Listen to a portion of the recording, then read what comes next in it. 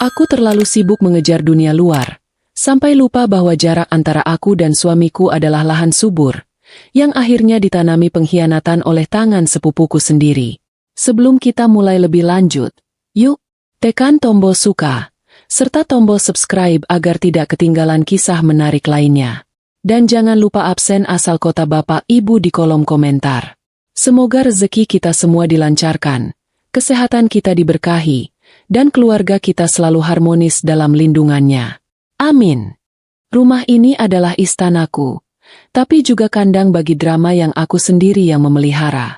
Aku mengenalnya sebagai Nita, seorang istri sekaligus ibu dari sepasang anak kembar yang sebentar lagi genap 3 tahun. Bersama suamiku, Arya, kami membangun semua ini dari nol. Dinding-dinding tegak, perabotan mewah, dan taman minimalis yang selalu hijau. Semua hasil dari keringat kami berdua sebagai pekerja kantoran yang gila jam lembur. Kami memang mapan, berlebihan malah. Sampai-sampai hidup kami terlalu nyaman dan kehilangan gairah untuk hal-hal domestik. Disinilah peran orang lain masuk, mengubah tatanan hidup kami tanpa aku sadari. Hidupku terasa terlalu mudah dan serba bersih, berkat kehadiran Bude dan sepupu. Bude Sumi, kakak dari almarhum ibuku, datang beberapa tahun lalu. Ia sebatang kara setelah suaminya meninggal dan tidak punya rumah sendiri. Aku, sebagai keponakan yang merasa bertanggung jawab dan berlimpah harta, langsung menyambutnya. Bude tidak hanya numpang, tinggal, tapi langsung kuangkat sebagai ratu rumah tangga tanpa mahkota. Semua urusan di rumah ini, dari A sampai Z, ada di tangannya. Aku tidak pernah perlu repot memikirkan popok anak kembar, menu makan malam, atau bahkan cucian kotor suamiku. Semua sudah diurus tuntas oleh Bude. Sementara aku dan Arya pagi-pagi sudah lenyap di telan kemacetan ibu kota, Bude sudah bangun menyiapkan sarapan, memandikan dan menyuapi si kembar, bahkan membersihkan remah-remah biskuit di karpet ruang keluarga. Bude bekerja tanpa lelah, bukan sebagai pembantu, tapi sebagai anggota keluarga yang membalas budi dengan tenaganya. Jujur, terkadang aku merasa malu, tapi rasa lelah sepulang kerja selalu menang melawan niatku untuk mengambil alih tugasnya. Kenapa harus susah kalau ada yang bisa memudahkan? Itulah mantra bodoh yang tanpa sadar aku pegang erat-erat. Di rumah ini, selain Bude, ada juga Kirana, anak Bude, sepupuku yang cantik dan cerdas. Kirana baru saja lulus SMA dan bertekad melanjutkan kuliah di jurusan desain grafis yang mahal. Tentu saja, aku menanggung semua biayanya. Mulai dari uang masuk, SPP, buku, sampai laptop canggih untuk tugas-tugasnya. Aku merasa ini adalah kewajibanku, sebagai balasan atas semua jasa Bude yang sudah membuatku dan Arya bisa fokus mengejar karir, mengejar uang. Apalagi Kirana sangat pandai merayu. Dia sering bilang, "Tante Nita itu sudah kayak mama kedua, deh." Pahlawan Kirana. Kadang aku berpikir, betapa murahnya harga kenyamanan hidupku ini. Aku hanya perlu mengeluarkan uang bulanan ekstra untuk kebutuhan Bude dan Kirana, dan sebagai imbalannya, hidupku menjadi sempurna. Arya, suamiku, juga menikmati situasi ini. Dia bisa pulang larut malam, langsung disambut makan malam panas, dan anak-anak sudah tidur pulas. Tidak ada tangisan rewel, tidak ada rumah berantakan, dan tidak ada tuntutan dariku karena aku pun sama sibuknya dengan dia. Kami hidup damai dalam kesibukan masing-masing, dan Bude adalah jembatan yang menyatukan kembali kepingan keluarga kami yang tercerai-berai oleh jadwal kerja. Suatu sore, aku pulang lebih cepat karena ada rapat mendadak yang dibatalkan. Saat melangkah masuk, rumah terasa hening.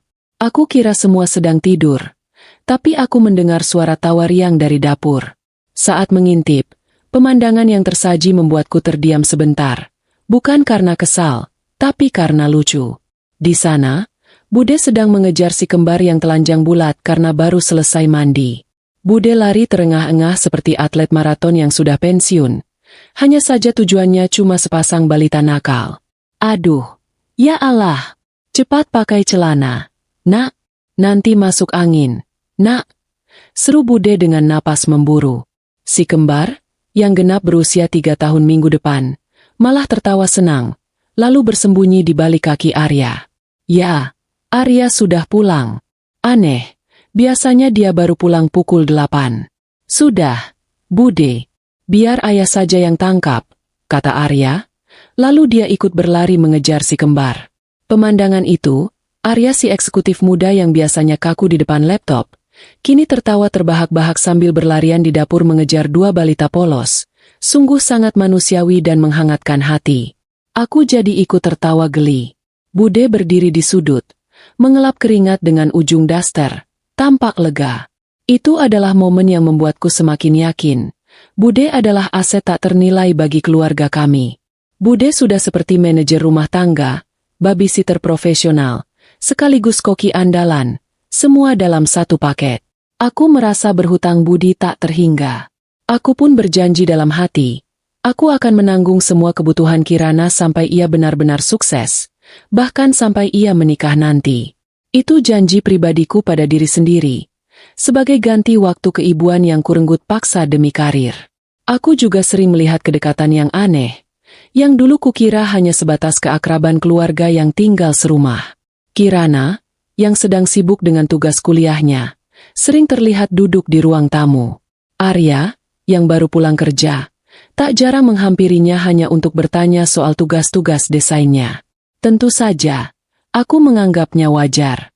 Mereka sama-sama dewasa dan Arya memang suka mendiskusikan hal-hal kreatif. Apalagi dia sendiri seorang marketing director yang dituntut inovatif. Ada satu kebiasaan kecil yang sering membuatku berpikir, mereka ini terlalu akrab. Saat Arya minum kopi setelah makan malam, Kirana pasti langsung inisiatif membuatkannya. Bahkan tanpa disuruh. Mas Arya mau kopi ya? Kirana buatinnya. Begitu katanya. Selalu dengan senyum manis dan gesit. Arya pun sering membalasnya dengan candaan. Wah, Kirana ini tahu saja kalau mood ayah sedang butuh kafein. Bude Sumi saja kalah cepat. Aku sering menimpali dengan tawa ringan. Maklum, ya. Dia ini kan dibiayai buat kuliah biar pintar. Masa cuma buat kopi saja kalah sama Bude? Kataku, mencoba membuat suasana tetap santai. Di balik tawa itu, ada sedikit rasa tak nyaman yang selalu kusisihkan. Bukan cemburu, sungguh. Lebih kerasa aneh. Seperti ada sekata terlihat yang terbentuk antara aku dan suamiku. Kami adalah sepasang pekerja keras, sukses secara finansial. Tapi dalam urusan rumah tangga, kami berdua hanyalah penonton. Kami mengandalkan Bude dan sepupu kami secara total, dan ketergantungan ini menciptakan ruang kosong di hubungan kami.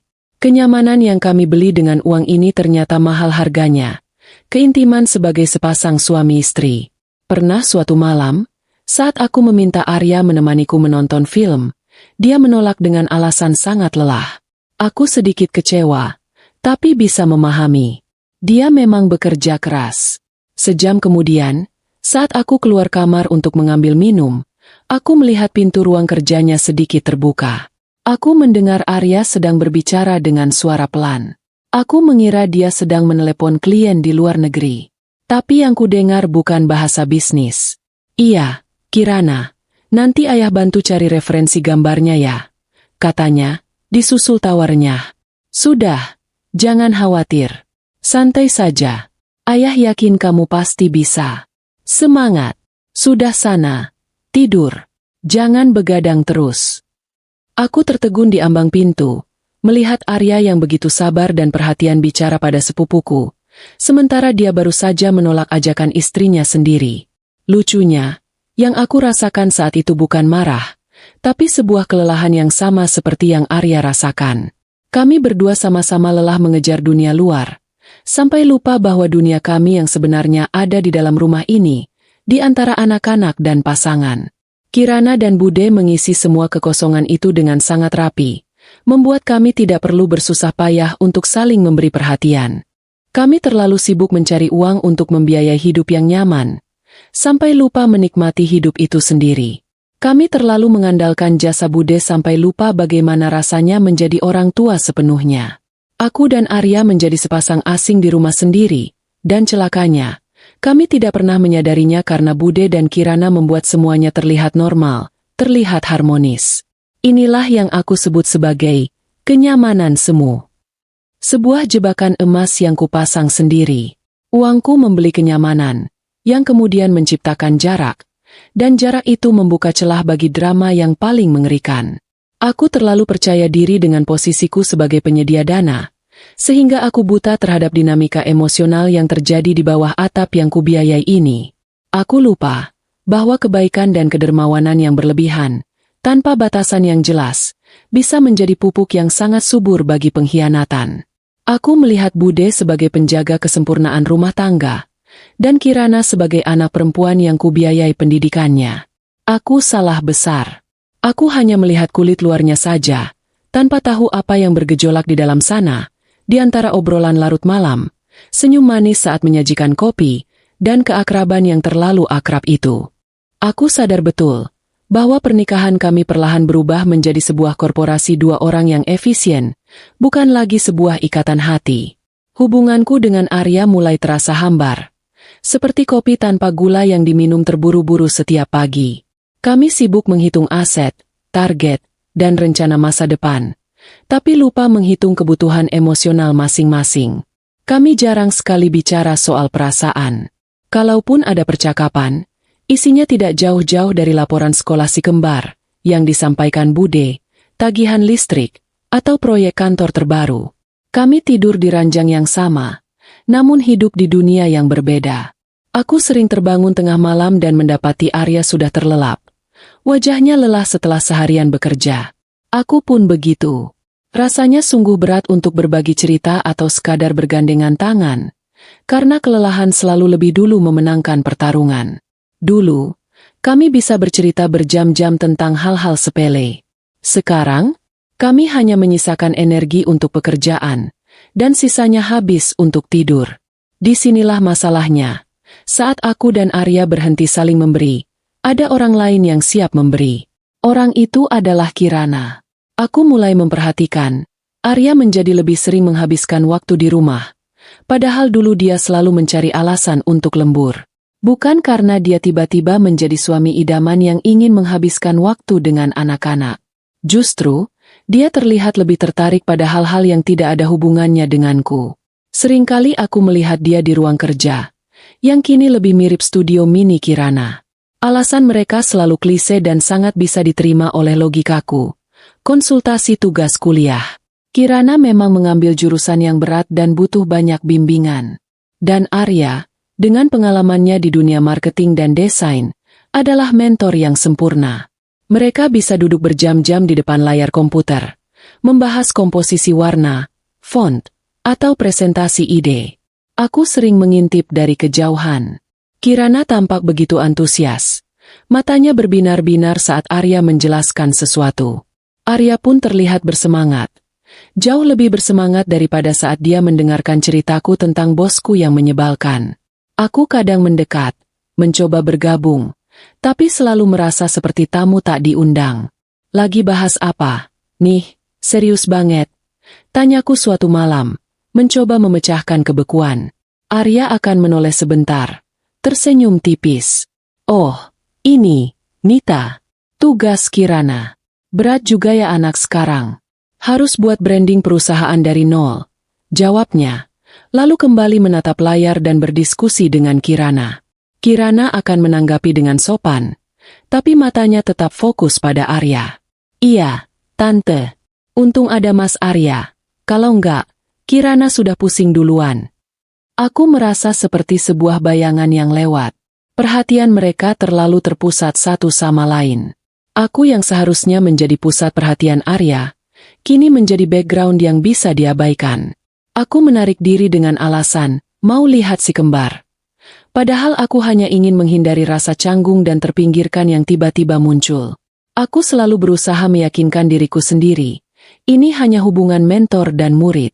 Tapi hati kecilku berbisik, bahwa ada sesuatu yang lebih dalam dari sekadar diskusi desain. Arya juga mulai mencari alasan untuk menjauhiku secara fisik. Dulu, dia selalu memelukku sebelum tidur. Sekarang, dia selalu beralasan sibuk membaca dokumen kantor atau melihat berita di ponsel sampai larut, memastikan aku sudah tertidur pula sebelum dia memejamkan mata. Komunikasi fisik kami semakin minim, digantikan dengan sapaan seadanya dan ciuman di kening yang terasa formal, seperti kewajiban yang harus dipenuhi. Puncaknya, aku ingat betul, suatu hari Minggu pagi yang seharusnya santai. Aku berencana mengajak Arya dan si kembar jalan-jalan ke taman kota, seperti keluarga normal lainnya. Sudah lama kami tidak melakukan hal itu. Aku sudah menyiapkan pakaian terbaik untuk si kembar. Ya, nanti kita ke taman kota ya. Kasihan si kembar, weekend di rumah terus. Kataku ceria sambil menyentuh bahunya. Arya sedang asyik dengan ponselnya, lalu menghela napas panjang. Aduh, Nita, jangan sekarang, deh. Aku ada urusan penting banget pagi ini. Urusan penting apa? Sayang, kantor. Dia menggaruk tengkuknya. Bukan kantor, tapi ini penting. Kirana butuh bantuan mendesak untuk tugas presentasi besok. Dia panik banget. Katanya sudah di ujung tanduk. Kan kasihan kalau sampai gagal. Kuliahnya sudah kita biayai mahal-mahal. Kata-katanya sungguh menohok. Dia menjadikan Kirana sebagai prioritas nomor 1. Bahkan mengesampingkan janjinya pada anak dan istrinya sendiri. Wajahku langsung terasa panas. Tapi aku memilih diam. Aku tidak ingin merusak Minggu pagi dengan pertengkaran bodoh yang melibatkan sepupu. Baiklah, kalau begitu aku ajak Bude saja. Kamu urus saja Kirana. Jawabku dingin. Lalu berbalik pergi. Aku melihat pemandangan itu dari kaca jendela kamarku. Arya dan Kirana duduk di teras belakang, di bawah sinar matahari pagi yang hangat. Mereka berdua tertawa ringan saat Kirana menunjukkan sesuatu di buku sketsanya. Kopi sudah tersaji di meja, dan Kirana terlihat begitu bersinar di hadapan suamiku. Saat itu, aku merasakan cemburu. Cemburu yang tidak terucap, yang terperangkap dalam kesibukanku sendiri. Aku cemburu pada perhatian yang Arya berikan pada Kirana. Aku cemburu pada waktu luang Arya yang kini ia relakan untuk Kirana. Aku cemburu karena Kirana, seorang gadis muda yang lugu, berhasil mendapatkan gairah dan semangat yang tidak pernah lagi aku dapatkan dari suamiku. Bude Sumi, yang melihat kekesalanku, mencoba menenangkan. Sudah, nak, jangan dipikirkan. Mas Arya itu kan memang baik hati. Dia anggap Kirana itu anak sendiri. Maklum, kamu dan Mas Arya sibuk, jadi memang mereka lebih sering berinteraksi, katanya sambil menggendong salah satu cucunya. Aku tahu Bude tulus. Bude sama sekali tidak menyadari aura dan perasaan yang mulai berkembang di antara dua orang yang dia rawat dan dia jaga itu. Bude hanya melihat dari sisi fungsional. Arya membantu Kirana agar bisa sukses. Lucunya, aku bahkan sempat berpikir bahwa kehadiran Kirana adalah pengaman pernikahanku. Selama Arya sibuk di rumah, entah itu karena Kirana atau urusan lain, setidaknya dia tidak selingkuh dengan perempuan kantornya atau teman lamanya. Aku menganggap Kirana sebagai benteng. Betapa bodohnya aku. Aku menciptakan benteng yang justru menjadi gerbang utama bagi kehancuranku sendiri. Suatu malam, aku memutuskan untuk mencoba merebut kembali perhatian Arya. Aku berdandan cantik, menggunakan parfum favoritnya, dan bahkan memesan makan malam romantis yang dulu sering kami nikmati berdua. Aku menunggu Arya pulang kerja. Pukul 8 malam, Arya pulang. Dia tampak sangat lelah. Hai, sayang, sudah makan malam? Aku sudah siapkan makan malam favoritmu, kataku sambil tersenyum manis. Arya meletakkan tas kerjanya dan langsung menghela napas lega. Oh, tanggot kamu sudah makan. Aku sudah makan di luar. Nita, tadi meeting dengan klien, dan sekalian makan malam. Kamu makan saja ya. Aku mau langsung mandi dan tidur. Aku terpaku di tempat. Makan malam mewah yang kusiapkan terasa dingin di atas meja. Aku merasa ditampar. Itu adalah penolakan paling halus dan paling menyakitkan yang pernah kuterima. Aku tidak marah karena dia makan di luar. Aku marah karena dia tidak memberitahuku, dan dia tidak melihat usaha yang aku lakukan untuknya. Kenapa kamu tidak bilang sudah makan? Kan aku sudah capek-capek nyiapin ini. Akhirnya kalimat itu keluar, sedikit bergetar. Arya terlihat terkejut dengan nada suaraku yang tiba-tiba naik. Aduh, maaf, Nita. Aku lupa bilang. Tadi buru-buru banget. Ya sudah, kamu makan saja ya. Aku benar-benar lelah. Dia pergi ke kamar mandi, meninggalkanku sendirian bersama makan malam yang hambar dan hatiku yang terasa kosong. Malam itu, aku tahu pasti, cinta kami telah terabaikan, bukan oleh kesibukan, tapi oleh ketidakpedulian yang tersembunyi di balik kesibukan itu. Dan ketidakpedulian itu menciptakan celah. Celah yang sangat nyaman untuk dimasuki oleh sepupuku sendiri. Aku mulai merasakan, drama ini sudah dimulai, dan aku adalah penonton di babak awal perpisahan kami. Aku hanya perlu menunggu momen di mana kenyamanan semu ini pecah, dan kebenaran yang pahit akan menyeruak keluar. Semua tanda sudah ada. Suamiku tidak lagi mencari kenyamanan padaku, tapi pada gadis muda yang statusnya kami biayai. Insting seorang istri adalah sensor paling sensitif di dunia, dan dia mulai berteriak kencang dalam hatiku. Setelah insiden makan malam yang kubuat sia-sia, aku tidak bisa lagi menutup mata dan menganggap semuanya normal. Keakraban Arya dan Kirana yang dulu kubungkus dengan label mentor murid, kini terasa seperti lapisan gula tipis yang siap pecah kapan saja. Aku mulai mengamati. Aku tidak lagi menganggap enteng setiap detail. Setiap pagi, Kirana selalu bangun lebih awal, jauh sebelum jadwal kuliahnya.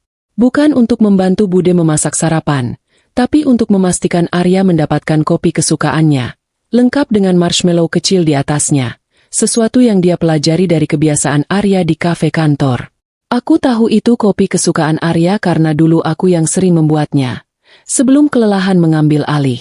Ketika aku bertanya pada Kirana, dia hanya menjawab santai.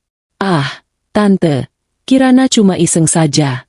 Hitung-hitung latihan jadi barista, kan seru?" Katanya sambil tersenyum lebar. Di mata Bude, ini adalah bentuk terima kasih Kirana atas biaya kuliah yang aku tanggung. Di mataku, ini adalah upaya memenangkan hati yang terlalu gigih. Sebuah layanan ekstra yang tidak pernah kuajarkan padanya. Satu hal aneh lainnya, yang paling menggangguku, adalah ponsel Arya. Dulu, ponselnya selalu tergeletak bebas di mana saja. Sekarang, selalu dikunci dengan kode yang rumit dan selalu menghadap ke bawah, dimanapun dia berada. Jika ada notifikasi masuk, dia akan langsung mengambilnya dan memeriksa di tempat tersembunyi, seolah menyembunyikan harta karun. Aku tahu itu adalah red flag paling jelas, tapi aku masih berjuang melawan pikiran burukku. Mungkin dia sedang mengurus proyek rahasia kantor, kan dia direktur. Bisikku pada diri sendiri, mencari pembenaran yang paling logis. Pernah suatu malam, saat kami sedang menonton TV, tiba-tiba terdengar suara notifikasi dari ponsel Arya yang ia tinggal di meja dapur. Suara itu adalah nada dering khusus yang sangat jarang berbunyi. Arya yang saat itu sedang duduk santai di sofa, langsung berdiri tegak seperti disengat listrik. Dia berjalan cepat ke dapur, mengambil ponselnya, dan buru-buru masuk ke ruang kerja. Aku hanya bisa melihat punggungnya yang tegang. Aku menoleh ke Bude yang sedang menyuapi si kembar di karpet. Bude hanya tersenyum polos, sibuk dengan cucu-cucunya. "Mungkin telepon penting, Nak. Biarkan saja," katanya tanpa menoleh. Tapi aku tidak bisa membiarkannya. Aku mengikuti Arya. Pintu ruang kerja sedikit terbuka, dan aku mendengar suaranya yang pelan, nyaris berbisik. "Iya, tenang. Sudah aku delete semua. Jangan khawatir. Nanti aku bantu kerjakan tugasmu sampai selesai." "Sudah ya, aku lagi di depan." "Dek," kata-kata, "sudah aku delete semua," langsung membuat perutku melilit.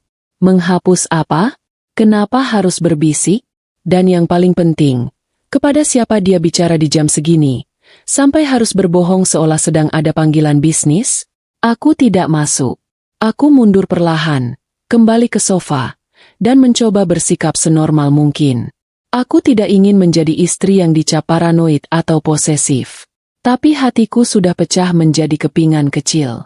Aku tahu, aku sedang mengamati kebohongan yang sistematis. Aku mencoba mengalihkan perhatian, mencari jeda humor dari kegelisahanku yang semakin nyata. Aku melihat si kembar sedang berebut boneka beruang.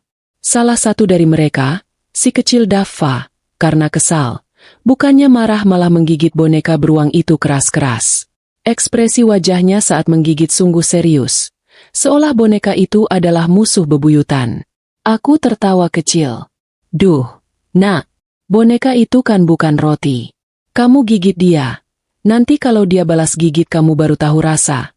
Gumamku dalam hati. Momen lucu itu, tingkah pola lugu si kembar, memang berhasil memberi jeda sejenak dari kegelisahan tentang suamiku. Mereka adalah alasan kenapa aku harus tetap kuat dan berakal sehat. Namun, setelah jeda sejenak itu, kecurigaan kembali datang, lebih kuat dari sebelumnya. Keanehan berikutnya terjadi saat Bude jatuh sakit. Bude demam tinggi dan harus istirahat total. Ini berarti Kirana harus mengambil alih tugas Bude sepenuhnya, termasuk mengurus si kembar. Aku pun harus mengurangi jam kerjaku untuk membantu. Saat itulah aku melihat bagaimana Kirana kewalahan dan betapa Arya ternyata sangat peduli padanya. Kirana, yang biasanya gesit dan manis saat hanya membuat kopi atau diskusi tugas, kini terlihat panik saat harus mengurus dua balita nakal. Si kembar rewel karena tidak terbiasa diurus Kirana. Aduh, Tante, Kirana bingung. Mereka nangis terus, tidak mau tidur siang, kata Kirana dengan wajah hampir menangis. Arya, yang baru pulang dari kantor, bukannya beristirahat, justru menghampiri Kirana. Dia dengan sabar mengajari Kirana cara menidurkan si kembar, cara membuat susu formula yang pas, bahkan cara mengganti popok. Arya melakukannya dengan penuh perhatian, seolah Kirana adalah anak yang sedang dia bimbing, bukan keponakan yang seharusnya bertanggung jawab.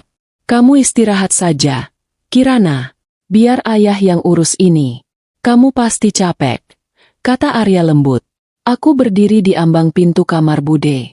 Aku melihat perhatian yang begitu lembut itu, dan aku bertanya pada diriku sendiri, kapan terakhir kali Arya selembut itu padaku? Aku ingat saat aku sakit parah 3 tahun lalu, Arya hanya memanggil dokter, memastikan aku minum obat, lalu sibuk dengan laptopnya di kamar. Dia tidak pernah menawarkan diri untuk merawatku. Tapi untuk Kirana, dia rela menjadi babysitter dadakan, mengganti popok dan menidurkan anak-anak, sesuatu yang bahkan tidak pernah dia lakukan untukku sejak si kembar lahir. Aku merasa ada sesuatu yang tidak seimbang dalam hubungan ini. Bukan lagi mentor-murid. Ini adalah kedekatan emosional yang tidak pantas, yang tumbuh subur karena aku dan Arya terlalu sibuk dan terlalu mengandalkan jasa mereka. Aku memutuskan untuk mencoba memecahkan kode ponsel Arya. Aku menghabiskan waktu berjam-jam mencoba kombinasi angka yang mungkin. Tanggal ulang tahunku? Tanggal pernikahan? Tanggal lahir si kembar? Aku mulai putus asa, hingga aku ingat sesuatu yang sangat sepele. Tanggal ujian masuk kuliah Kirana.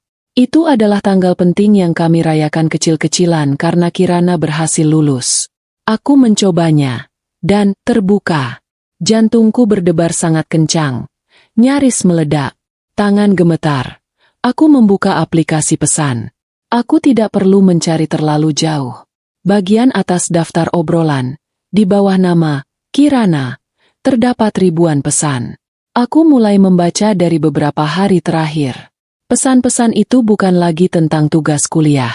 Isinya adalah panggilan sayang, pujian tentang penampilan, dan keluhan tentang wanita tua yang membosankan, yang aku tahu pasti mengacu padaku. Ada janji-janji untuk bertemu saat aku tidak ada di rumah, dan pesan-pesan yang sangat sensitif yang tidak perlu kujelaskan secara detail.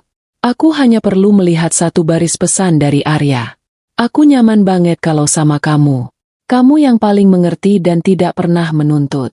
Rasanya kita sudah berjodoh dari dulu. Aku merasa seperti ada dinding beton yang menabrakku dengan kecepatan penuh. Napasku tercekat. Air mata tidak keluar, karena syok jauh lebih dominan daripada kesedihan.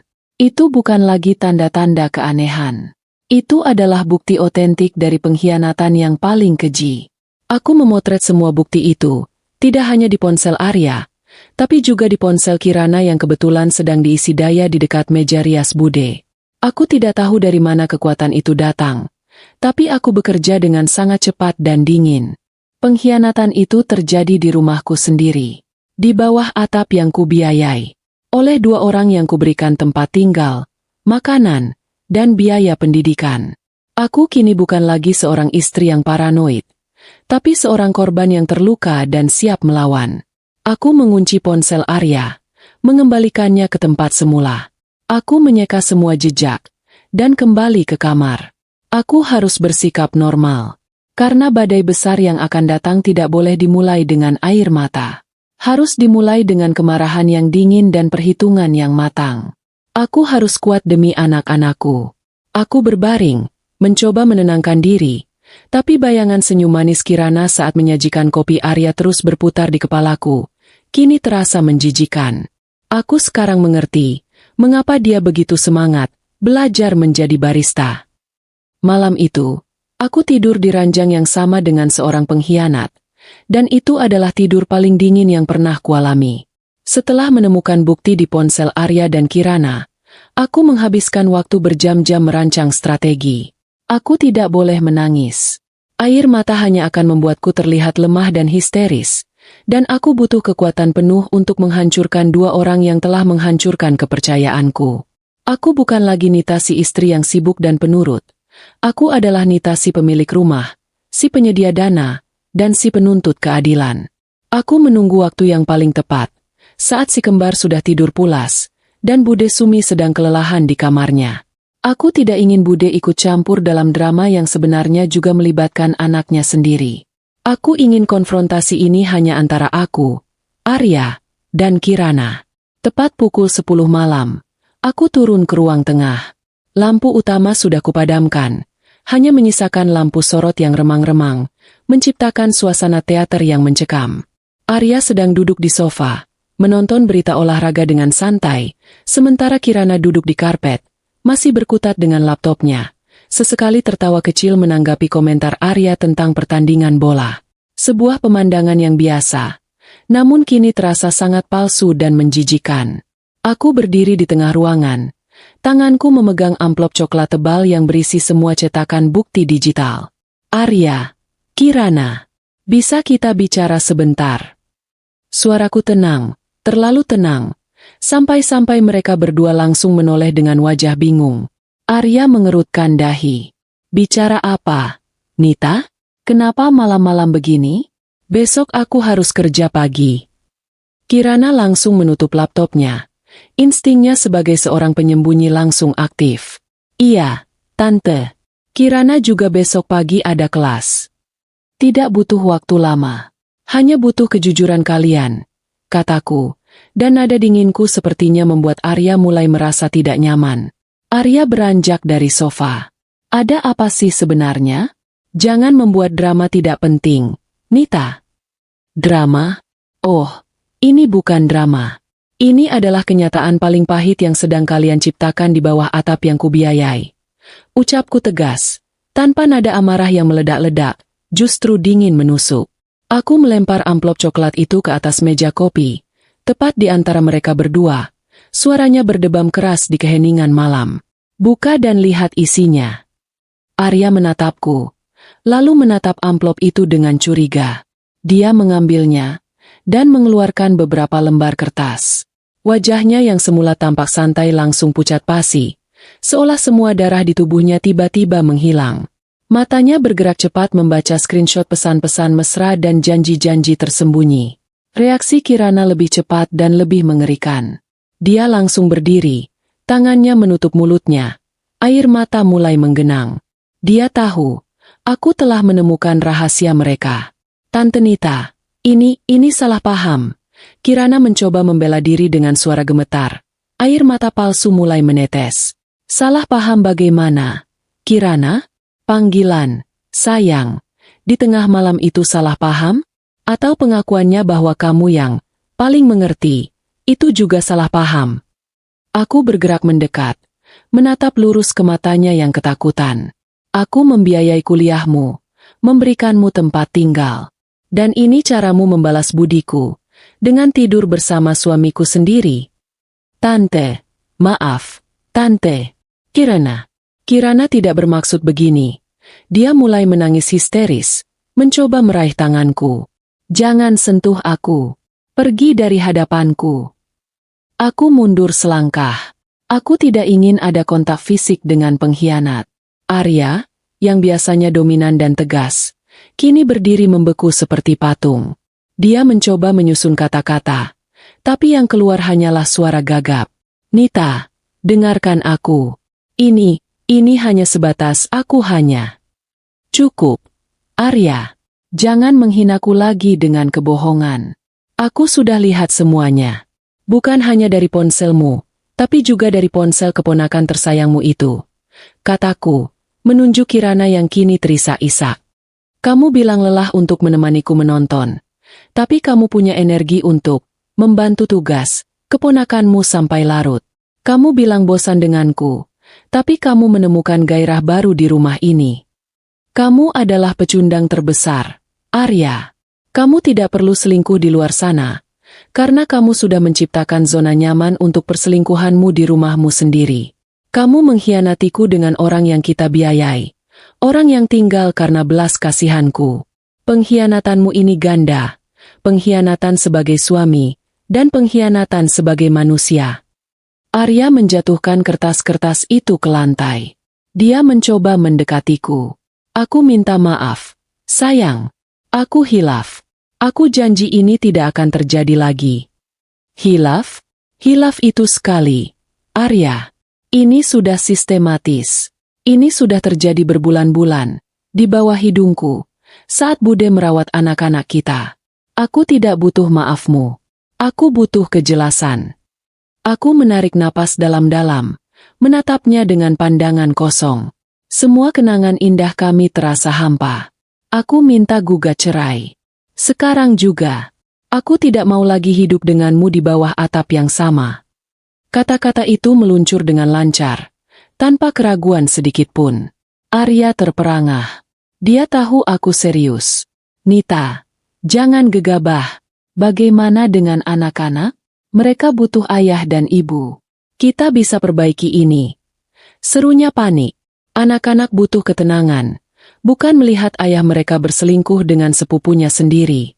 Aku akan mengurus anak-anak, dan aku akan mengurus rumah ini.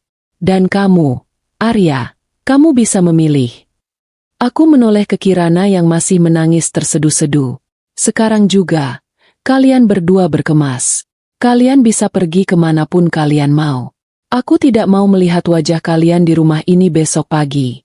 Kirana, semua biaya kuliahmu, semua yang kuberi, aku cabut. Anggap saja itu adalah harga bayar atas kerusakan yang sudah kamu buat. Reaksi Bude Sumi, yang keluar dari kamar karena mendengar keributan, sungguh memilukan. Bude, dengan wajah lelah dan piyama lusuh, melihat anaknya menangis histeris dan keponakannya berdiri tegar dengan wajah penuh amarah. Ya Tuhan, ada apa ini? Ada apa? Nita? Kirana? Ada apa, nak? Bude mendekati Kirana dengan cemas. Kirana langsung memeluk Bude dan menangis semakin keras. Maafkan Kirana. Aku menatap Bude dengan tatapan yang menyiratkan semua kekecewaan.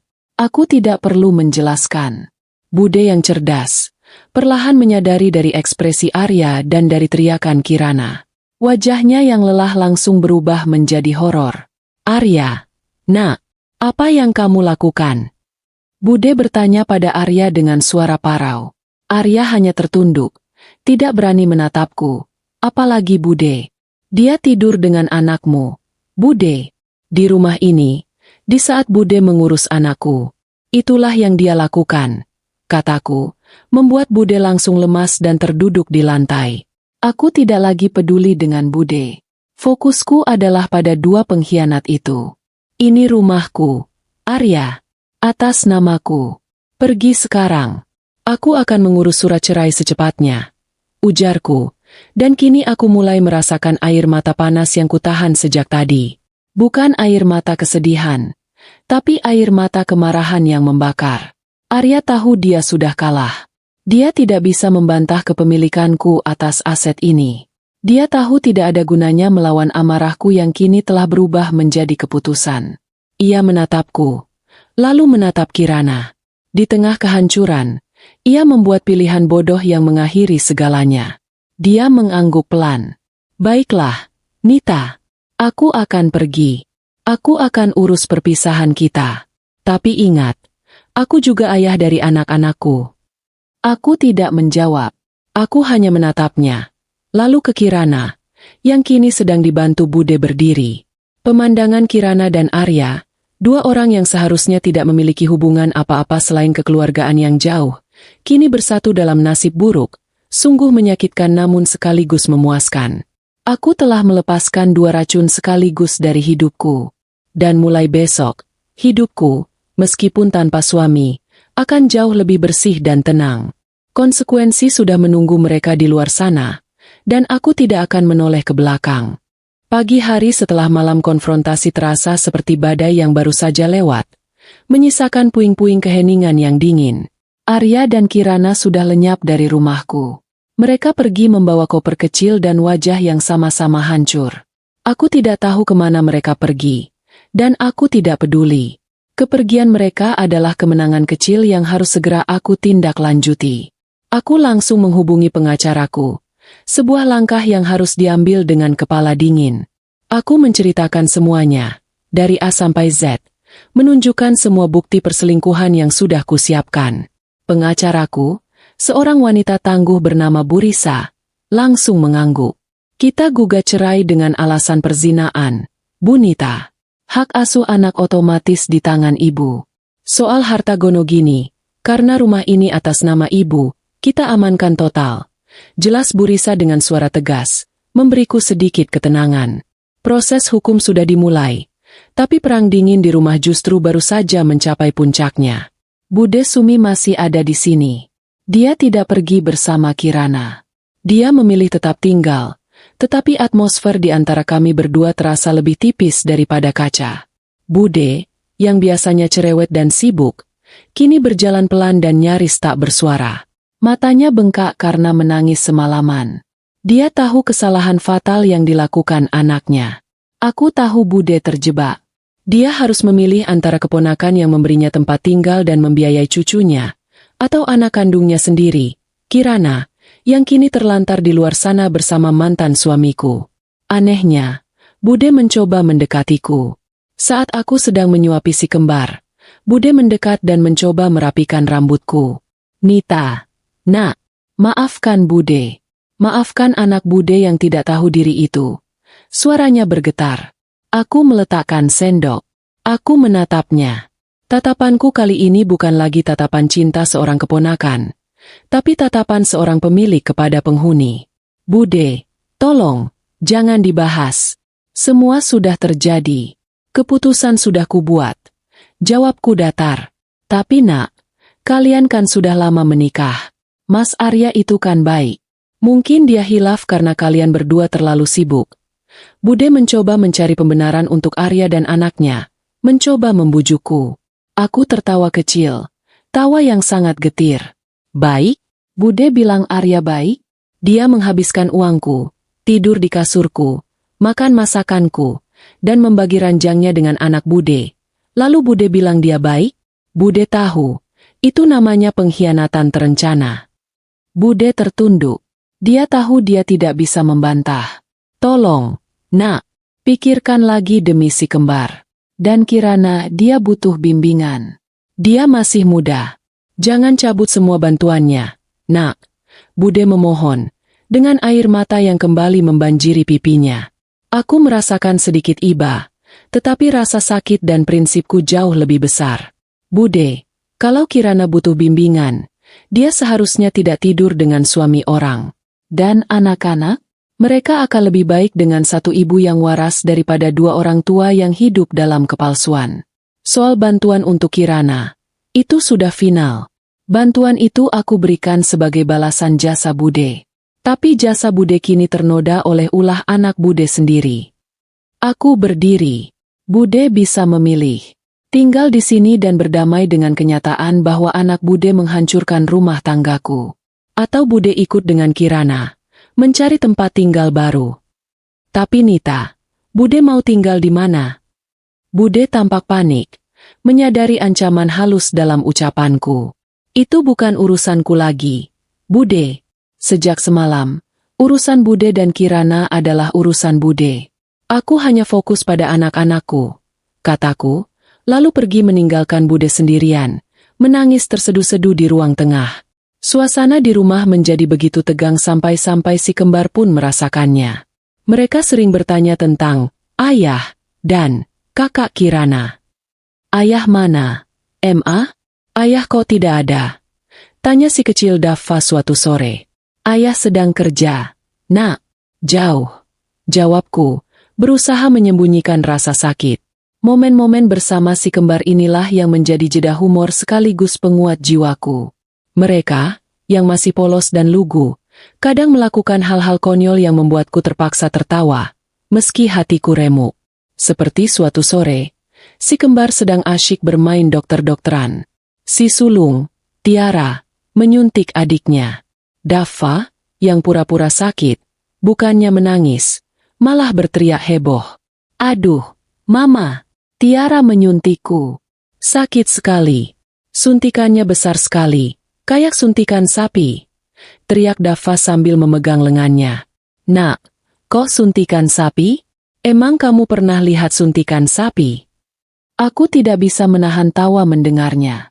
Mereka selalu punya cara untuk mengingatkanku bahwa hidup harus tetap berjalan, seburuk apapun badai yang menimpa. Tingkah laku mereka yang jenaka ini adalah pengobat paling mujarab. Namun, di balik tawa itu, proses perceraian berjalan semakin panas. Arya tidak mau melepaskanku begitu saja. Dia mencoba menghubungi teman-temanku, mengirim pesan-pesan penyesalan, dan bahkan datang ke kantor untuk memohon maaf. Nita, aku tidak mau berpisah. Aku akan tinggalkan Kirana. Kita mulai lagi dari awal, katanya saat mencegatku di lobi kantorku. Wajahnya terlihat berantakan, jauh dari Arya yang dulu selalu rapi. Terlambat, Arya. Pintu hatiku sudah kututup, dan kuncinya sudah kulempar ke laut. Jawabku tanpa emosi. Kamu bukan hanya mengkhianatiku, kamu sudah meludah di atas kepercayaanku. Dan aku tidak akan pernah menjilatnya lagi. Tapi bagaimana dengan rumah? Aku yang ikut membayar cicilannya dari awal. Dia mulai berteriak, menunjukkan sisi aslinya yang lebih mementingkan harta daripada keluarga. Aku tersenyum tipis, senyum penuh kemenangan. Rumah itu atas namaku, Arya. Sejak awal kita sepakat. Kamu hanya membayar sebagian, tapi aku yang menanggung sisanya. Semua bukti transfer dan sertifikat ada di tangan pengacaraku. Aku akan ambil rumah ini seluruhnya. Anggap saja ini adalah biaya ganti rugi atas semua pengkhianatan dan waktu yang kubuang untukmu. Wajahnya langsung berubah dari memohon menjadi penuh kebencian. Dia tahu dia tidak punya daya tawar. Perpisahan kami bukan lagi tentang cinta, tapi tentang aset dan harga diri. Sementara itu, Bude Sumi akhirnya membuat keputusan pahitnya. Setelah 3 hari hidup dalam keheningan dan tekanan batin, Bude datang kepadaku. Nita, Bude minta maaf. Bude sudah putuskan. Bude akan menyusul Kirana. Bude akan ikut dia. Bagaimanapun juga, dia anak Bude. Bude harus menjaganya. Katanya dengan suara sangat pelan. Aku mengangguk, tanpa menunjukkan emosi apapun. Baik, Bude. Itu pilihan Bude. Semua barang Bude bisa dibawa. Aku akan minta sopirku mengantarkan Bude kemanapun Bude mau pergi. Aku memberikan Bude sejumlah uang tunai, bukan sebagai bantuan, tapi sebagai pesangon terakhir. Ini untuk pegangan Bude. Setelah ini, aku tidak bisa lagi bantu. Tolong, jaga Kirana baik-baik. Ajarkan dia tentang moral dan rasa terima kasih. Kataku, ini adalah kalimat terpanjang yang kuucapkan padanya dalam 3 hari terakhir. Aku melihat Bude pergi, dengan tas usang di tangan dan hati yang hancur. Aku tidak merasa senang, tetapi aku merasa lega. Lingkaran setan di rumah ini sudah tuntas kulepaskan. Rumahku kini hanya dihuni oleh aku dan anak-anakku. Meskipun sepi, setidaknya tidak ada lagi racun di dalamnya. Aku kini siap menghadapi babak baru kehidupanku sebagai wanita tunggal yang kuat dan memegang kendali penuh atas hidup dan aset-asetku. Proses perceraian kami berjalan alot, penuh drama permohonan dan penolakan di meja pengadilan. Arya, yang tadinya memohon maaf, kini berubah menjadi antagonis yang mencoba memutarbalikkan fakta. Dia berusaha keras membuktikan bahwa aku adalah istri yang terlalu sibuk, yang mengabaikannya, sehingga ia terpaksa mencari perhatian dari orang lain. Argumen klise yang selalu digunakan oleh para pengkhianat. Namun, aku punya Bu Risa, pengacaraku yang kejam dalam kebaikan. Semua bukti pesan, transfer uang, hingga sertifikat rumah sudah diamankan. Arya hanya bisa merengek soal harta gono gini. Sementara fokus utamaku adalah hak asuh anak dan pengambil alihan aset agar ia tidak punya daya tawar lagi. Di tengah perang hukum yang belum selesai, kabar mengejutkan itu datang dan membuatku tertawa getir. Arya dan Kirana ternyata menikah siri. Kabar ini dibawa oleh salah satu teman kantor lama Arya yang masih sering menghubungiku. Mungkin karena kasihan melihat nasibku.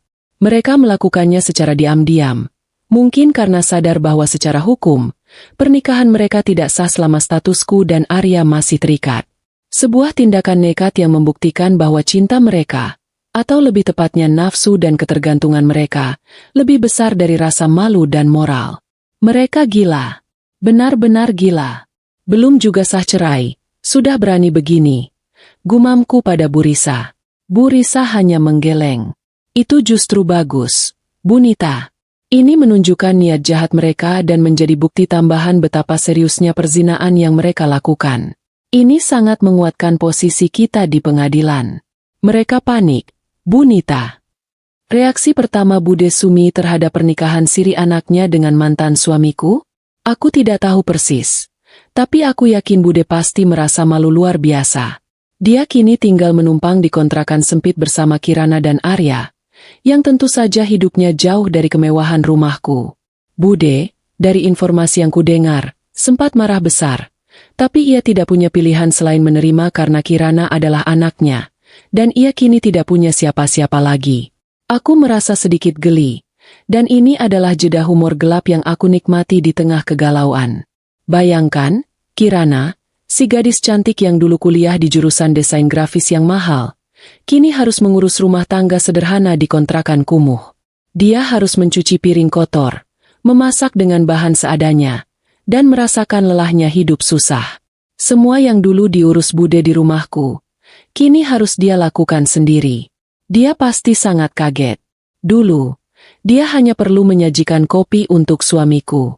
Sekarang, dia harus menyiapkan semua hal untuk mantan suamiku, dan dia tidak lagi dibayar dengan kemewahan. Karma memang tidak suka menunggu lama. Setelah kabar pernikahan siri itu, aku memutuskan untuk mengambil langkah tegas yang final mengenai rumah. Sejak Arya pergi, dia masih sesekali datang ke rumahku dengan alasan menjenguk anak-anak, meski lebih sering berujung pada perdebatan sengit tentang harta. Dia masih merasa memiliki hak atas rumah ini, padahal semua legalitas ada di tanganku. Aku tidak mau lagi ada drama di depan si kembar. Aku memanggil Bu Risa dan meminta agar segera dilakukan penyitaan resmi terhadap semua barang milik Arya yang masih tersisa, dan mengeluarkan surat peringatan keras agar dia tidak lagi menginjakan kaki di rumahku tanpa pengawasan ketat. Kita pastikan, Bu Nita, rumah ini 100% milik ibu dan anak-anak. Semua aksesnya harus kita cabut, kata Bu Risa meyakinkanku. Suatu sore, aku pulang ke rumah dan mendapati pemandangan yang membuat hatiku dingin. Arya berdiri di depan gerbang, menatap rumah itu dengan tatapan kosong. Di sebelahnya, ada Kirana yang sedang hamil muda, dengan Bude Sumi berdiri tidak jauh di belakang. Mereka tampak lusuh dan letih. Kirana hamil? Sebuah kejutan pahit lain. Itu adalah hasil dari cinta terlarang mereka. Arya mencoba tersenyum padaku. Nita, aku hanya ingin lihat si kembar sebentar. Kami sangat merindukan mereka. Aku menghentikan mobil dan turun. Aku tidak berteriak. Aku berbicara dengan volume normal, tapi penuh otoritas. Arya, kamu sudah dengar surat dari pengacaraku. Kamu dilarang datang ke sini tanpa izin dan pendampingan resmi. Ini adalah rumahku. Nita, jangan kejam. Aku ayah mereka. Dan ini juga calon anakku, katanya, menunjuk perut Kirana yang agak membesar. Aku menatap perut Kirana, lalu kembali menatap Arya. Aku sudah tahu kalian menikah siri. Itu urusan kalian dengan Tuhan. Tapi ingat, di mata hukum dan di mataku, kamu masih suami sahku saat perzinaan itu terjadi. Kalian telah merusak hidupku dan mengkhianatiku. Jadi, jangan bicara soal kekejaman padaku. Aku mengeluarkan sebuah kunci baru. Kunci gerbang dan pintu utama. Mulai hari ini, semua kunci lama sudah diganti. Aku resmi mengambil alih rumah ini. Kamu tidak punya akses apapun lagi ke sini, Arya. Kamu sudah memilih hidupmu dengan dia. Sekarang, terimalah konsekuensinya. Nita, kamu tidak bisa begini. Kami tidak punya tempat tinggal yang layak. Arya mulai panik. Suaranya naik. Itu konsekuensi dari pilihanmu. Dulu kamu punya rumah mewah ini. Kamu punya uang. Kamu punya kenyamanan.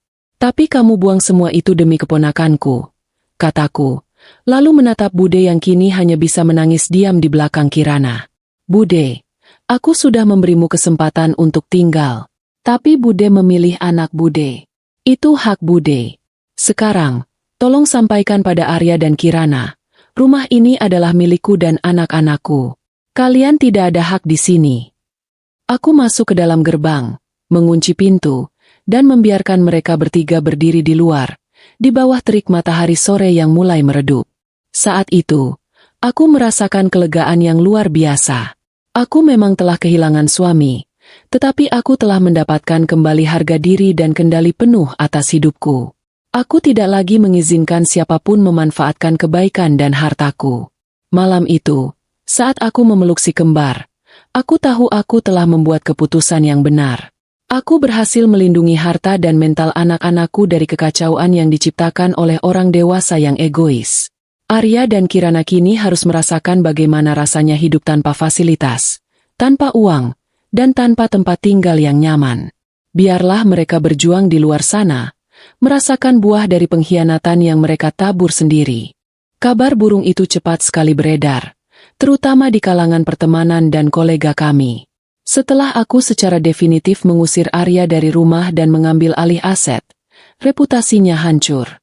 Pengkhianatan yang dilakukan dengan sepupu sendiri, yang dibiayai istrinya pula, adalah aib ganda yang tidak bisa dicuci bersih. Arya yang dulunya direktur yang disegani, kini hanya menjadi bahan gunjingan. Hidup Arya dan Kirana langsung terjun bebas dari puncak kemewahan ke dasar lumpur kehidupan. Mereka, bersama Bude Sumi, akhirnya menumpang di sebuah kontrakan kecil di pinggiran kota, jauh dari gemerlap kehidupan yang mereka nikmati sebelumnya. Kontrakan itu sempit, panas, dan sering kebanjiran saat musim hujan. Jauh sekali dari rumahku yang ber-AC sentral dan punya taman minimalis. Arya kehilangan banyak kontrak besar di kantornya. Klien-klien lama menjauh karena mereka tidak ingin bekerja sama dengan pria yang dianggap tidak bermoral dan tidak bisa dipercaya. Reputasi adalah mata uang terpenting di dunia bisnis, dan Arya telah menghancurkannya sendiri. Penghasilannya anjlok drastis. Kirana, yang kini hamil, harus meninggalkan kuliahnya.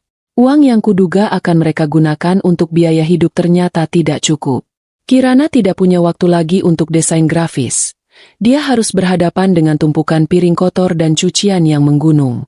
Bude Sumi, yang seharusnya menikmati masa tua, kini harus bekerja serabutan. Dia mencoba mencari pekerjaan sebagai tukang cuci gosok dari rumah ke rumah. Ia melakukannya diam-diam, karena malu jika ada yang tahu ia, yang dulu hidup nyaman di rumahku, kini harus banting tulang di usia senja demi menghidupi anak dan menantunya yang tidak tahu diri. Aku mendengar cerita ini dari sopirku yang kebetulan berpapasan dengan Bude di pasar, yang sedang membawa sayuran dengan tampang yang sangat lusuh. Kontras kehidupan mereka dan kami sangat tajam. Aku dan si kembar melanjutkan hidup di rumah mewah yang damai. Aku bekerja, mengatur keuangan, dan menikmati waktu berkualitas penuh dengan anak-anakku, tanpa ada lagi gangguan emosional dari Arya. Sementara mereka justru merasakan buah pahit dari pilihan mereka. Aku tahu satu hal yang paling menyiksa mereka. Kirana tidak siap menjadi istri dan ibu rumah tangga. Dia dulunya dimanjakan oleh aku dan Bude. Dia tidak pernah tahu bagaimana mengatur keuangan, bagaimana memasak makanan yang layak, atau bagaimana menghadapi tekanan hidup yang sesungguhnya. Kebersamaan mereka yang dulu terasa romantis saat menyajikan kopi dan berbisik di ruang kerja, kini berubah menjadi pertengkaran harian tentang uang, makanan, dan masa depan yang suram. Arya, yang dulu terkesan pada kepengertian Kirana, Kini menyadari bahwa kepengertian itu hanya sebatas saat Kirana tidak perlu bertanggung jawab apa-apa. Kirana mulai mengeluh karena Arya tidak bisa memberinya uang yang cukup, mengeluh karena rumah kotor, dan mengeluh karena janinnya membuat tubuhnya cepat lelah. Pernah suatu ketika, saat aku sedang mengantar si kembar ke taman, aku melihat Arya di pinggir jalan. Dia memakai kemeja yang sama dengan yang dia pakai seminggu yang lalu. Wajahnya penuh kumis tipis dan terlihat sangat kuyu. Dia sedang menunggu bus. Pria yang dulu selalu mengendarai mobil mewah, kini harus berdesakan di angkutan umum. Momen itu adalah jeda emosi yang sangat aneh bagiku. Aku tidak merasakan dendam atau kepuasan yang meledak-ledak. Yang kurasakan hanyalah sebuah kesimpulan dingin bahwa karma benar-benar bekerja. Aku sengaja menyalakan musik keras-keras di mobilku, agar si kembar tidak melihat atau menyapa ayah mereka. Aku ingin melewati masa lalu itu tanpa jejak. Namun, ada satu kejadian yang membuatku tersenyum kecil karena ironisnya. Kirana, yang dulunya gesit membuat kopi marshmallow untuk Arya, kini kabarnya tidak bisa memasak nasi dengan benar. Nasi yang dimasaknya seringkali mentah atau terlalu lembek.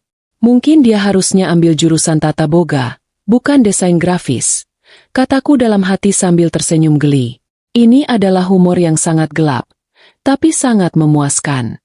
Aku membayangkan wajah Arya yang dulu terbiasa dengan masakan bude yang enak dan hidangan mewah, kini harus makan nasi yang rasanya seperti bubur karena ulah istri barunya.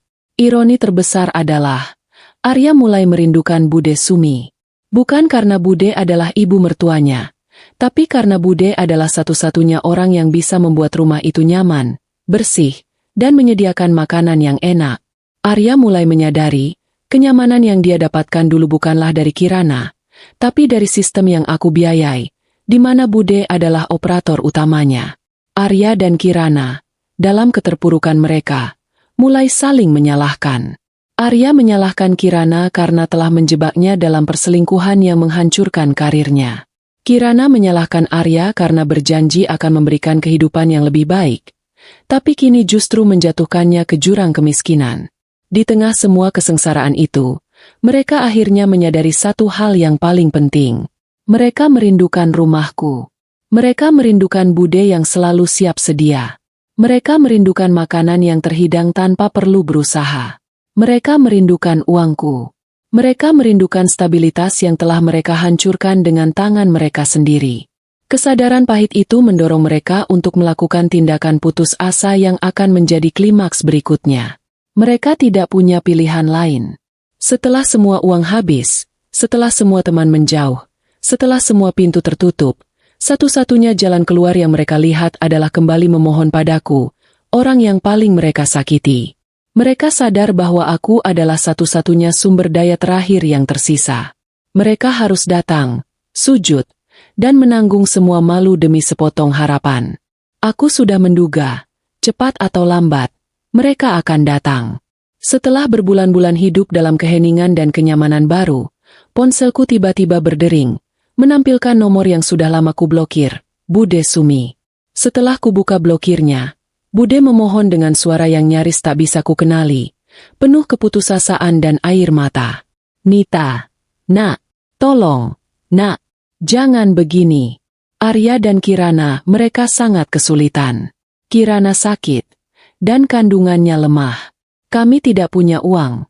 Bude meratap. Aku mendengarkan, tapi hatiku sudah dilapisi baja. Bude, aku sudah bilang, aku tidak bisa membantu lagi. Itu adalah konsekuensi dari pilihan Kirana dan Arya. Jawabku dingin. Bude terus merengek. Bude mohon, nak, mereka mau bertemu kamu, mau minta maaf. Mereka mau sujud di depanmu. Bude janji, ini yang terakhir, nak. Aku terdiam sejenak. Aku tahu ini adalah bagian dari drama yang harus kuakhiri. Aku ingin mereka menghadapi konsekuensi perbuatannya secara langsung, dan aku ingin anak-anakku melihat betapa kuatnya aku. Baiklah, besok sore, datang ke rumahku, tapi jangan harap aku akan memberikan uang. Hanya waktu untuk mendengarkan penyesalan kalian, ujarku, lalu menutup telepon tanpa menunggu jawaban Bude. Aku menyiapkan hatiku untuk pertemuan itu. Aku bukan lagi istri yang rapuh. Aku adalah ibu yang harus melindungi keluarganya, dan aku adalah wanita yang sangat dihargai oleh harga dirinya sendiri. Keesokan sorenya, gerbang rumahku terbuka untuk 3 sosok yang sangat asing. Padahal dulu mereka adalah bagian tak terpisahkan dari hidupku. Arya, Kirana, dan Bude Sumi berdiri di ambang pintu ruang tamu. Penampilan mereka sungguh menyedihkan. Arya kurus, matanya cekung, dan pakaiannya kusam. Kirana, yang perutnya sudah membesar, tampak pucat dan lemah. Bude terlihat paling tua dan lelah. Mereka berdiri, menunduk, tidak berani menatapku. Aku duduk di sofa tunggal, dengan si kembar sedang asyik bermain balok di karpet di dekatku. Aku ingin si kembar ada di sana, agar mereka sadar bahwa ayah mereka datang sebagai pecundang, bukan sebagai pahlawan. Silakan duduk, kataku dengan suara tenang, menunjuk ke sofa seberang. Tidak ada yang langsung duduk. Arya maju selangkah, dan Kirana mengikutinya dengan susah payah. Nita, aku datang untuk memohon maaf. Suara Arya bergetar hebat, bukan lagi suara direktur yang percaya diri. Aku tidak hanya datang, aku mohon ampun. Sambung Kirana. Air mata sudah mengalir deras bahkan sebelum dia mulai bicara. Pemandangan itu seharusnya menyentuh hatiku, tapi yang kurasakan hanyalah kekosongan. Aku menunjuk Kirana. Kirana, kamu sudah merusak rumah tanggaku, mencuri suamiku, dan menghancurkan kepercayaanku. Apa yang kamu harapkan dari maaf? Kirana langsung berlutut. Kakinya yang bengkak karena hamil terlihat menyakitkan di lantai keramik dingin. Arya segera ikut berlutut di sebelahnya. Aku tahu aku salah, Tante. Aku buta. Aku tamak. Aku pikir kemewahan dan cinta Mas Arya bisa membuatku bahagia. Tapi aku salah, Tante. Kami hidup susah. Kami sering kelaparan. Kirana tidak tahan lagi. Tante, kami merindukan kenyamanan yang Tante berikan. Kirana mohon, Tante, ampuni kami. Kata Kirana sambil bersujud di kakiku. Air matanya membasahi lantai. Arya ikut bersujud. Nita, aku menyesal. Aku menyesal sudah meninggalkanmu demi dia. Aku menyesal sudah menyanyiakan istri yang sempurna sepertimu. Hidupku hancur tanpamu. Aku mohon, berikan aku kesempatan lagi. Kembalilah padaku. Aku akan meninggalkan Kirana. Aku janji. Mendengar janji Arya untuk meninggalkan Kirana, Bude Sumi yang tadinya hanya menangis diam di belakang, langsung tersentak. Dia maju sedikit, tapi kembali diam karena takut mengganggu momen ini. Pengakuan Arya itu sungguh ironis dan menjadi jeda humor yang sangat pahit. Setelah semua yang terjadi, setelah dia memilih Kirana dan menikahinya siri, dia kini siap membuangnya lagi demi mendapatkan kembali kenyamanan finansial dariku. Dia memang seorang pecundang sejati, tidak ada yang berubah dari karakternya. Aku melihat si kembar di karpet. Mereka berhenti bermain, memandang ayah dan Kirana yang sedang bersujud di depan ibu mereka dengan mata penasaran. Lihat, Nak, ayah dan kakak Kirana sedang meminta maaf. Kataku pada si kembar dengan suara pelan. Ingin mereka mengamati betapa memalukannya posisi ayah mereka. Aku berdiri, menatap mereka yang masih bersujud. Kalian berdua, bangun. Mereka bangkit perlahan. Wajah mereka penuh harap. Berharap aku sudah luluh. Aku dengar kalian hidup susah. Aku dengar kalian kelaparan. Aku dengar Kirana sakit. Itu semua adalah konsekuensi logis dari tindakan kalian. Hukum alam itu adil.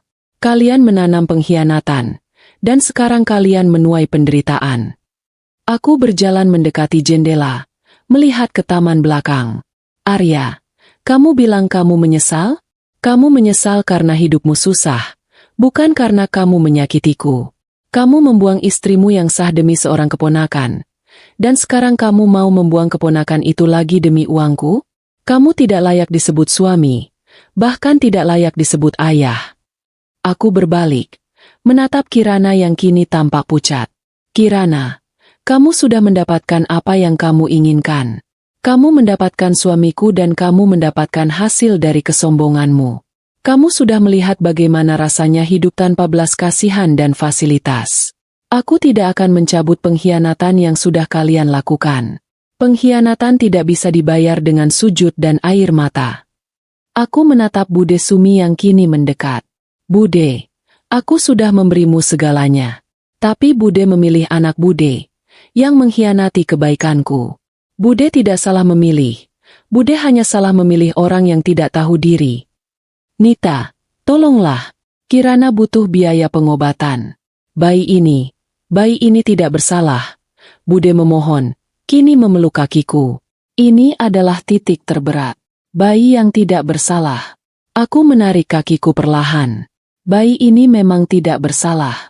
Tapi orang tuanya yang harus bertanggung jawab atas kehadirannya. Aku akan memberikan kalian satu hal, dan ini adalah yang terakhir, kataku. Aku mengambil tasku, mengeluarkan dompetku, dan meletakkan sejumlah uang yang cukup besar di atas meja. Ambil uang ini. Gunakan untuk biaya melahirkan Kirana dan sisanya untuk hidup kalian selama sebulan ke depan. Setelah ini, jangan pernah lagi datang ke rumahku. Jangan pernah lagi menghubungiku. Semua sudah selesai. Gugatan cerai sudah hampir selesai. Dan aku akan pastikan kamu tidak mendapatkan sepeser pun harta kami, Arya. Anggap uang ini sebagai sedekahku, bukan sebagai ampunan. Arya dan Kirana menatap uang itu, lalu menatapku. Mereka tahu, ini adalah batas terakhir. Mereka telah gagal total. Bude Sumi mengambil uang itu dengan tangan gemetar. Terima kasih, nak. Terima kasih, katanya lirih. Mereka bertiga pergi, meninggalkan uang yang kupakai untuk membeli harga diriku kembali. Aku tidak merasa bahagia, tapi aku merasa damai. Aku tidak membiarkan diriku dikuasai dendam, tetapi aku juga tidak membiarkan diriku diinjak-injak oleh orang yang tidak tahu diri.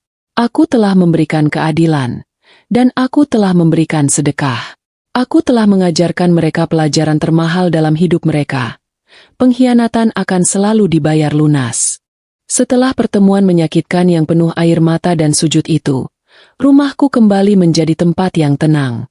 Aku telah menutup pintu masa lalu, tidak hanya secara fisik, tapi juga secara emosional.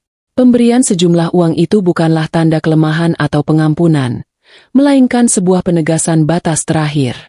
Aku telah memenuhi kewajibanku sebagai manusia yang pernah menyayangi mereka, tetapi aku menolak kewajibanku sebagai korban yang harus terus dieksploitasi. Aku duduk di balkon suatu pagi, memandangi si kembar yang sedang bermain air di kolam kecil. Aku merasa seolah baru terlahir kembali. Aku telah berhasil melewati badai terbesar dalam hidupku dan keluar sebagai pemenang, bukan karena aku merebut kembali Arya, tapi karena aku merebut kembali diriku sendiri.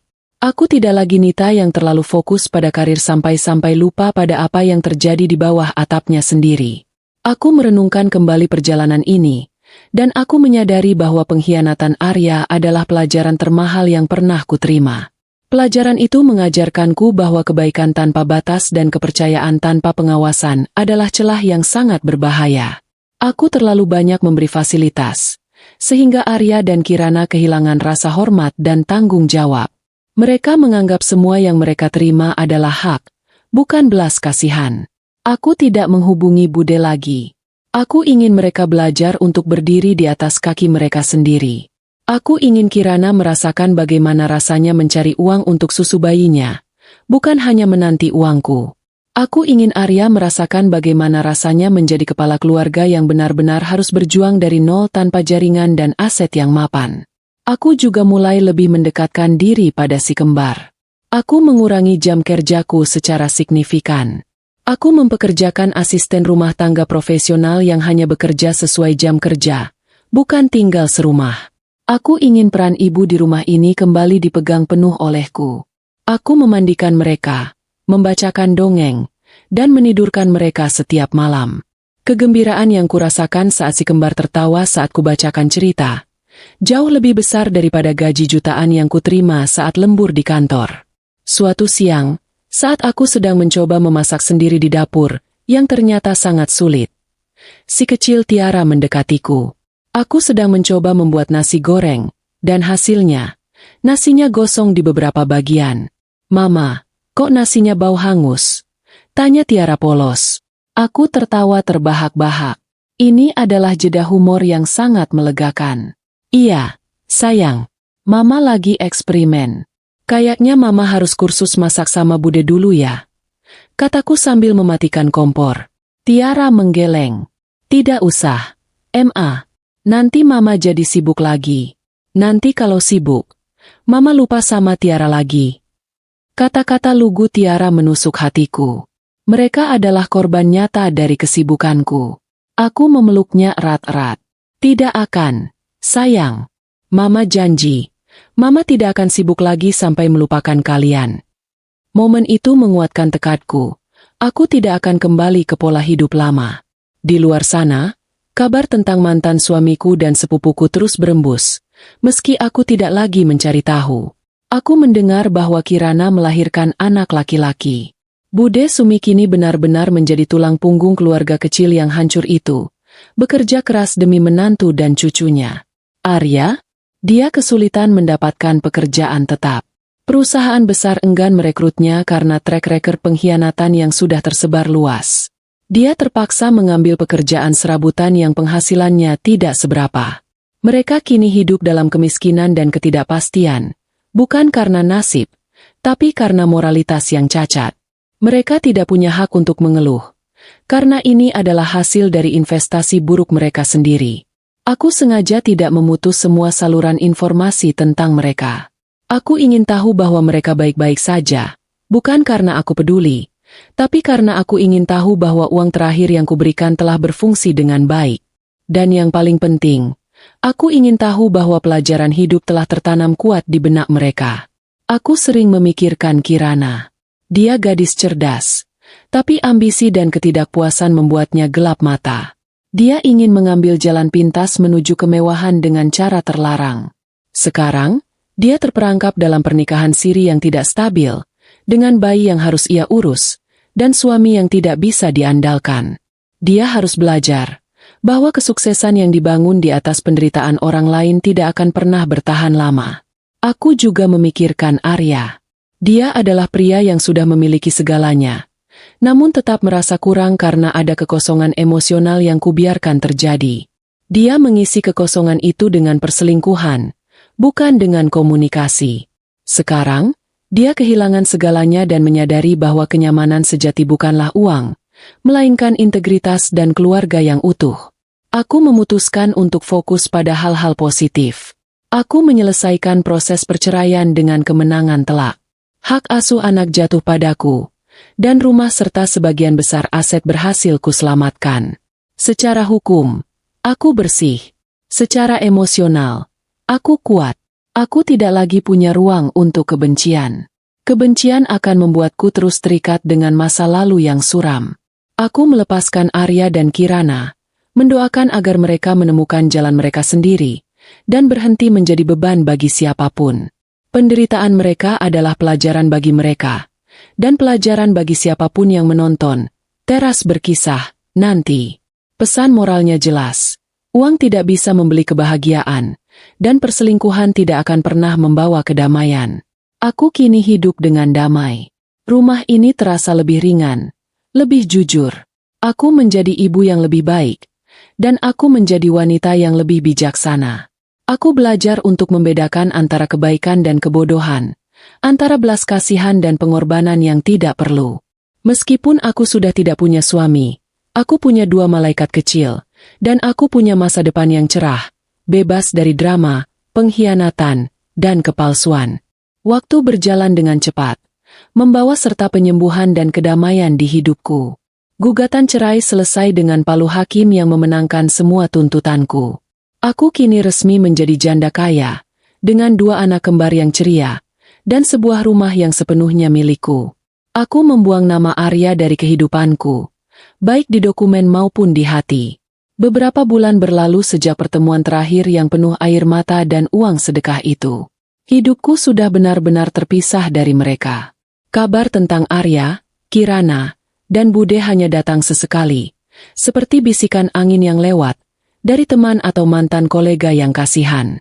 Aku hanya mendengarkan, tanpa berniat untuk menanggapi atau mencampuri.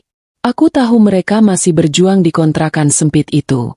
Aku tahu Kirana kerepotan mengurus bayi barunya tanpa bantuan siapapun, dan Arya tetap kesulitan mencari pekerjaan yang stabil.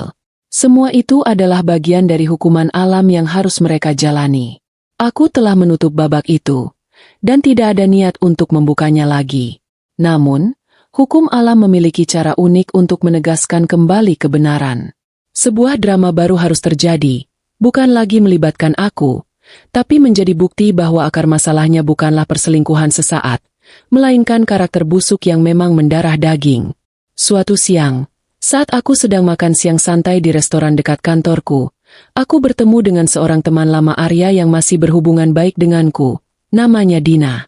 Dina tampak ragu-ragu, tapi akhirnya memutuskan untuk duduk di mejaku. Nita, aku mau cerita sesuatu. Tapi kamu janji jangan marah ya? Tanya Dina hati-hati. Aku sudah melewati fase marah. Dina, sekarang aku hanya tertarik pada fakta. Jawabku tenang. Dina menceritakan kabar terbaru tentang Arya. Kabar yang membuatku terhenyak, bukan karena terkejut, melainkan karena terlalu bisa ditebak. Arya, dia selingkuh lagi. Nita, bisik Dina. Aku menatap Dina. Lalu aku tertawa. Bukan tawa histeris, tapi tawa kering dan sinis. Aku sudah bilang, dia tidak berubah. Siapa kali ini korbannya? Dina menjelaskan bahwa Arya, yang kini bekerja di sebuah perusahaan kecil sebagai marketing freelance, telah menjalin hubungan gelap dengan teman kantornya sendiri, seorang wanita yang juga sudah memiliki suami. Ironi yang menusuk sampai ke tulang. Arya, yang sudah kehilangan segalanya karena perselingkuhan pertamanya, yang kini hidup susah bersama Kirana, yang seharusnya fokus membangun kembali hidupnya, malah mengulangi kesalahan yang sama, bahkan lebih nekat. Dia menukar Kirana, yang dulu dia perjuangkan dengan pengkhianatan, dengan wanita baru yang menawarkan kenyamanan sesaat.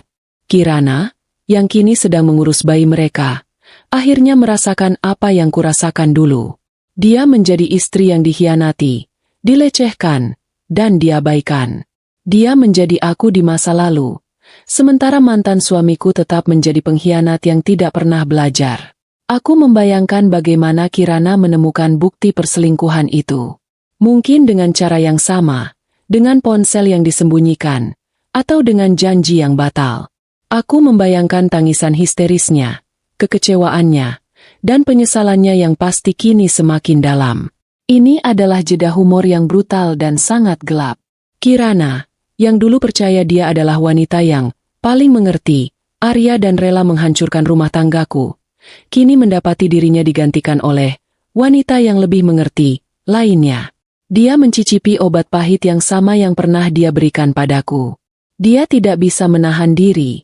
Nita, dia bilang, Kirana terlalu banyak menuntut.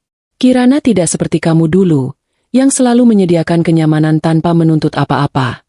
Dina melanjutkan, mengutip ucapan Arya. Oh, betapa lucunya.